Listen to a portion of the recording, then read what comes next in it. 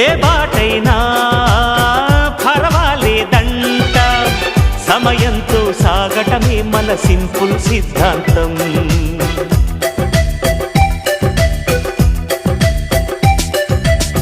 చిరుగాలికి పరిమళమిచ్చే సిరిమల్లెల వనమై ఉందాం, గగనాన్ని నేలను కలిపే హరివిల్లుల వంతెన అవుదాం.